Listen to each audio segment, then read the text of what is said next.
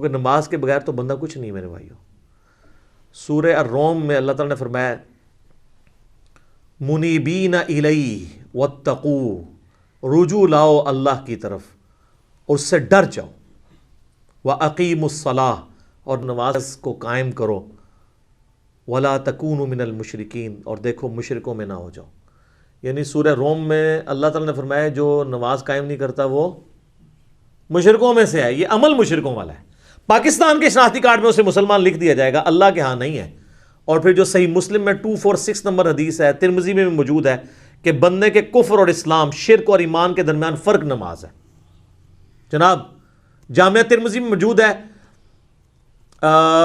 ایک تابعی ہیں سیدنا عبداللہ بن شقیق، وہ فرماتے ہیں کہ صحابہ کرام ترک نماز کے علاوہ کسی اور گناہ کو کفر نہیں سمجھتے تھے سوائے ترک نماز کے۔ صحابہ کرام یعنی ترک نماز کرنے والے کو کافر سمجھا کرتے تھے۔ آپ کے شناختی کارڈ مسلمان ہی ہے، وہ اس سے کوئی فرق نہیں پڑتا، آپ جتنا مرضی کہتے رہے۔ تو جامعہ ترمذی میں حدیث ہے جس نے جان بوجھ کے نماز چھوڑ دی، اللہ کا ذمہ اس سے اٹھ گیا، اس نے کفر کیا، عملاً وہ کافر ہے۔ ہم عقیدے میں اسے کافر نہیں کہتے اعتقاداً، لیکن عملاً تو کافر ہے۔ تو آپ نے عملاً کفر کے ساتھ اللہ کے سامنے پیش ہونا ہے، نعوذ باللہ من ذالک۔ پھر سنن ابی داؤد میں حدیث ہے قیامت والے دن سب سے پہلے نماز کے بارے میں سوال ہوگا، اگر وہ اس سوال میں فلاح پا گیا تو وہ فلاح پا گیا، اور اگر وہ اسی میں فیل ہو گیا تو اگلے سوالات میں بھی فیل ہو گیا۔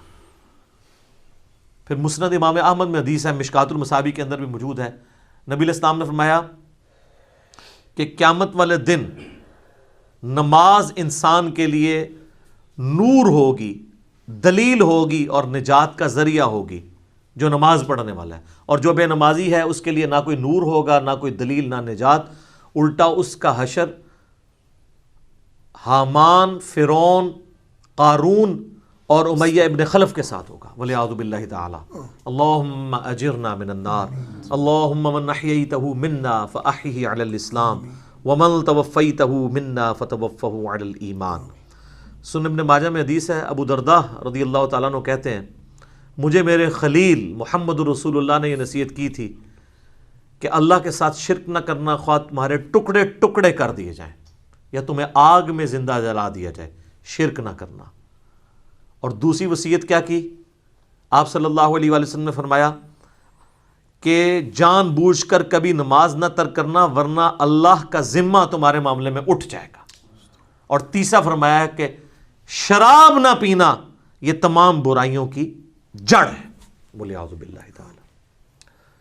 تو اب یہ کئی لوگ کلپ دیکھیں گے، چاہے وہ کورونا کے ڈر سے ہی دیکھ لیں، ان کے لیے میں آسانی کے طور پہ نماز کی ترغیب کے اعتبار سے بتا دوں کہ میرے بھائیوں دن رات میں صرف 17 رکعتیں آپ پڑھ لیں تو کتابوں کے خدا نے ہمیں جو بتایا نا، آپ کی پرسش کوئی نہیں ہونی، صرف 17 رکعتیں، 2 فجر کی، 4 ظہر کی، 4 عصر کی، 3 مغرب کی، 4 عشاء کی۔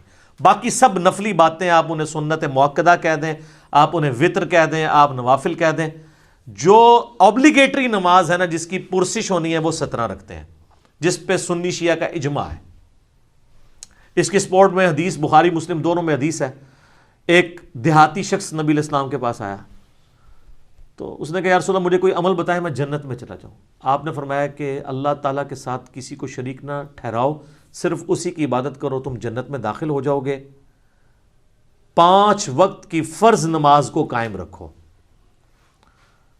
فرض زکوٰۃ ادا کرو اور فرض روزے رکھو۔ حج اس وقت تک فرض نہیں ہوا تھا۔ یہ 4 باتیں آپ نے ارشاد فرمائی۔ شرک نہیں کرنا، شرک پہلی چیز ہے بھائی جی جس تو بچنا ہے۔ اس کے بعد نماز، فرض زکوٰۃ اور فرض روزے۔ تو اس نے کہا یا رسول اللہ صلی اللہ علیہ وسلم نہ میں اس میں کوئی زیادہ کروں گا نہ اس میں کوئی کمی کروں گا، یعنی میں نے سے زیادہ بھی نہیں پڑھنی، کم بھی نہیں پڑھوں گا۔ اور یہ بات کہتا ہوا وہاں سے نکل گیا۔ نبی علیہ السلام فرمایا کسی نے جنتی کو دیکھنا ہے اس شخص کو دیکھ لے۔ اچھا، اسی کو سپورٹیو ایک اور طریق ہے بخاری اور مسلم میں، وہ بھی بخاری مسلم دونوں میں ہے، کہ ایک اس طرح نجد کا رہنے والا ایک پینڈو شخص جو پرانگدہ حالت تھی جس کی حضور کے پاس آیا، تو وہ اسی لیے آیا کہ اللہ کے نبی علیہ السلام کے اوپر ایمان لے کر آئے۔ تو اس نے پوچھا یا رسول اللہ صلی اللہ علیہ وسلم بتائیں اسلام کیا ہے؟ تو آپ نے فرمایا اسلام یہ ہے کہ تم 5 وقت کی فرض نماز کو قائم رکھو۔ اس نے کہا یا رسول اللہ فرض کے علاوہ بھی ہے کچھ؟ فرمایا ہاں نفل ہیں، وہ تمہاری مرضی، اگر پڑھنا چاہو تو پڑھ لو، نہیں پڑھنا چاہتے نہ پڑھو۔ اور یاد رکھیے گا احادیث میں سنت کی ٹرم یوز نہیں ہوتی ہے، یہ محدثین کی ٹرم ہے۔ سنتیں جو ہم موقدہ پڑھتے ہیں ان کو بھی نفل کہا جاتا ہے، نفل ان کہا جاتا ہے اضافی نماز، انفال مال غنیمت اضافی مال، نفل کا مطلب اضافی چیز ہے۔ پھر نبی علیہ السلام نے فرمایا کہ فرض زکوٰۃ ادا کرو۔ اس نے کہا رسول اللہ فرض زکوٰۃ وہ جو 2.5% ہے، اس کے علاوہ فرمایا اس کے علاوہ نفلی صدقات وہ تمہاری مرضی کر لو، نہیں کرنا چاہتے نہ کرو۔ پھر آپ فرمایا فرض روزے رکھو رمضان کے۔ کہا رسول اللہ اور روزے؟ فرمایا وہ نفلی روزے ہیں تمہاری مرضی، منڈے کا، تھرسڈے کا، ایام 20 کے روزے جو بھی ہیں وہ رکھنا چاہو تمہاری مرضی ہے، لیکن فرض یہی ہے۔ تو اس نے کہا کہ اس رب کی قسم جس کے قبضے قدرت میں میری جان ہے، نہ میں اس میں کوئی زیادتی کروں گا، بس جتنا دسیا اس تو اگے نہیں، میں نہ اس میں کبھی کروں گا۔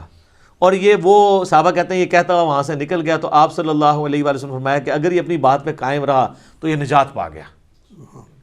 یہ بالکل کلیئر کٹ ہے کہ فرض نماز آپ نے قائم رکھنی ہے۔ اچھا لوگوں کو یہ بات سمجھ نہیں آتی تو میں نے ان کے لیے اینٹی وینم اور پھکی تیار کی ہے ایک، کہ کبھی آج تک کسی نے کہا ہے کہ جو پیر اور جمعرات کا روزہ نہ رکھے اس کے رمضان کے روزے قبول ہی نہیں ہوں گے۔ تو یہ نفلی روزے نہیں ہیں، سنت روزے ہیں۔ ایام 20 کے 13، 14، 15 کے بخاری مسلم میں حدیث ہے کہ چاند کی 13، 14، 15 کو آپ علیہ السلام نے کبھی روزے نہیں چھوڑے۔ یہ سنت موقدہ ہیں یہ والے بھی روزے۔ کبھی کس نے کہا جو یہ نہ رکھے اس کے رمضان کے نہیں ہوں گے۔ کبھی کس نے کہا جو عام صدقہ خیرات نہیں کرتا اس کی زکوٰۃ بھی قبول نہیں ہوگی۔ الٹا یہ تو بڑے بڑے لینڈ لارڈ کو کہہ رہے ہوتے ہیں بس زکوٰۃ دیں، پھر کم چک کے رکھو جو مرضی، سانو بس مدرسے نو زکوٰۃ دے دو تہاڈا مال پاک ہو گیا، 2.5% ہی دے دو۔ نماز کے بارے میں کیوں ساتھ رکھتے ہیں اور ایڈ کرتے ہیں؟ چھڑی عشاء دی 17 رکعتاں دس دیتیاں نے صرف عشاء کی، حالانکہ دن رات میں 17 رکھتے تھی، 2 فجر، 4 ظہر، 4 عصر، 3 مغرب، 4 عشاء۔ انہوں نے کتنا ظلم کیا اور لوگوں نے نماز پڑھنی چھوڑ دی اس کی وجہ سے۔ الحمدللہ ہماری ویڈیوز کی برکت سے ہزاروں لوگوں نے نماز شروع کی ہے جب ان کو یہ ثانی پتہ چلی کہ یار اصل نماز تو یہ ہے جس کا سوال ہونا ہے۔ پھر دوسری سہولت ہم نے دے دی نماز جمع کرنے والی کہ بھئی مسلم شریف میں اوپر تلے 10 احادیث ہیں 1629 سے آن ورڈ کہ اللہ کے نبی علیہ السلام نے بغیر خوف کے، بغیر بارش کے اور مدینہ شریف میں بغیر سفر کے ظہر اثر کی نماز جمع کی اور مغرب اور عشاء کی۔ تابعین نے پوچھا کیوں کیا؟ تو ابن عباس نے کہا تاکہ امت کے لیے آسانی ہو جائے اور کوئی تنگی باقی نہ رہے۔ پھر بھی اگر ان کو زیادہ تکلیف ہے تو کم از کم جو مسئلہ یہ خود مانتے ہیں کہ ظہر آخری وقت میں اور عصر پہلے وقت